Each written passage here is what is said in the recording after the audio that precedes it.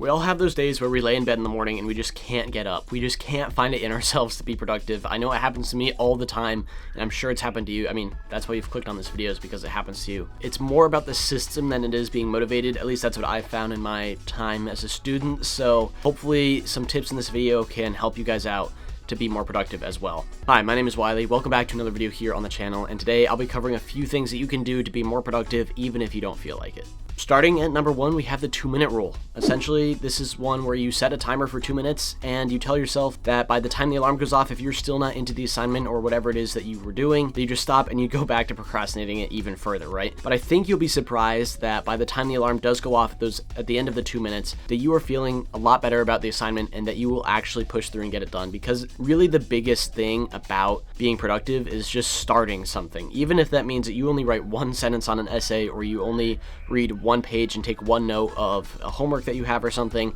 just starting an assignment makes it so much easier for you to kind of have that momentum to finish it out. For instance, let's just say I have a 2,000 word essay that I have due next week and I've been putting off for weeks and weeks, and I finally decide that today I want to try getting it done, but I don't really want to start it. Okay, well, I'm going to force myself to just write for 2 minutes, just get maybe the thesis down or something, just start writing. Okay, now once the 2 minutes is over, I have a few more sentences than I thought I would, and it feels pretty good, so I just keep on going. That's kind of what I'm talking about here, the 2-minute rule. You just want to start your assignment and see how it feels after those 2 minutes, because I really think that once you actually get something going, you'll have some momentum and you'll be able to push it through. It's helped me a lot. Maybe it can help you too. Number 2, the second one. Yep. You want to set some goals that are not overarching, kind of miniature goals. For example, let's go back to that 2,000 word essay I was just talking about. Maybe instead of saying, okay, I want to write all 2,000 words by this Sunday so I can have a week to review it, I'm going to go, okay, I'm going to write 200 words per night. And although that is honestly pretty easy for a 2,000 word essay, I think you'll find that you always overachieve those miniature goals a little bit, meaning that even though my goal is write 200 words per night until the essay is done, honestly, I think I'll probably end up writing 300 to 400 because I feel good that I'm hitting that goal and that I'm kind of going ahead a little bit of my own self-planned schedule. And then you can also reward your goals like this. For me, I might set a miniature goal and maybe I'll take a break every single time I hit one of those miniature goals. Like if I'm trying to get a 1,000 word essay done in one night, maybe every 200, 300 words, I'll just take a 5-minute break and kind of clear my mind, walk around, and then I'll come back. Having a reward linked with a goal, I know I said it's not motivation, but having a reward at the end of the goal, come on, like that always gets us motivated. Number 3 is to change your surroundings where you work. And I'll use myself for this example because first semester here was so sad. It always happens to me. I do everything in my dorm. I record in my dorm, I edit the video in my dorm, and then I do my homework in my dorm, and then I'll get food and bring it back to my dorm to eat while I do some other work in my dorm, and then I'll hang out with my friends in my dorm. I'll watch movies in my dorm. I play video games in my dorm. I read in my dorm. Everything happened in my dorm for a semester, and it was brutal. I lost motivation. I lost productivity, and I just procrastinated the hell out of everything. It was terrible because I was always in my dorm. Other than when I was at the gym or playing tennis or like out in the city with my friends, I was here in my dorm room, and it was terrible. Now, second semester, I've pushed all of that pretty much away, so now I record the videos in here, obviously, because I'm in my dorm. But then I edit the videos in like this study room that we have with a great view that looks over like a forest. If I'm writing or reading, I'm in the library or in one of the campus cafes. And then if I'm in my dorm, I'm just relaxing. I'm playing a video game, I'm reading, maybe I'm calling my mom or something. I'm doing something fun that's for my own pleasure in my room. And I think that has really helped bring back like the good spirits of a dorm room. I don't know if that really makes sense, but now when I'm in here, it's kind of like, whew, like it's a stress-free zone because I've done everything else. And if I'm not in my room, I'm not allowed to work on anything. So it just helps me feel more focused and kind of I'm able to loosen up and let go of some stress whenever I'm in my room.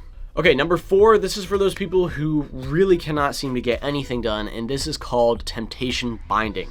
It sounds, now that I say it out loud, it sounds a little weird, but essentially what this means is you pair something that you don't like with something that you like. For me, that's listening to music when I'm taking notes or when I'm reading. Some other people do it like they watch Netflix while they fold laundry, or they have a podcast going when they do something. I don't really like podcasts, so I've never done that, but some people like listening to podcasts.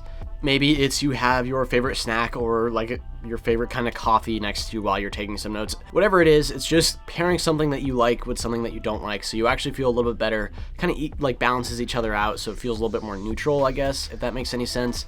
Again, it's just a way to help you be more productive and to see it through. Number 5, and this is the last one, and I left it for last because I think it's kind of fun, and honestly it doesn't work for everybody, but I thought I'd just throw it in here, and that's that our game loves to play games. It loves to challenge itself. If you want to, you can try to set some weird goals, maybe like get everything done in less than 10 minutes, or just race yourself to see if you can beat your time on one reading from another. Something like that, it just gets you going to finish it out. Like if I challenge myself to get every reading done in under 20 minutes, at least I know that it will take me at a maximum of 20 minutes to get a reading done, right? So I don't know, it depends on how you look at it and what you kind of set up for yourself, but having a game or challenge for yourself can really, I know I said it wasn't about motivation, but I guess it makes you productive and it gives you some motivation to actually get that work done, if that makes any sense. And then I also talked about this a lot, but one of the bonus things that I found was the Pomodoro technique. I know I talked about that in like the last 3 videos of mine, but essentially you just work for half an hour, you take a 5-minute break, you work for another half hour, you take a 5-minute break, and that'll help you just keep that momentum building.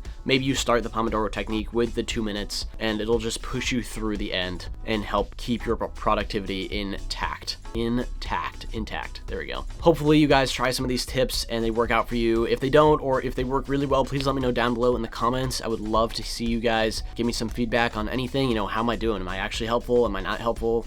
Let me know. Other than that, if you guys have any questions about college or high school, please let me know down below, and I'll see you guys on the next one. Thank you for watching. Bye.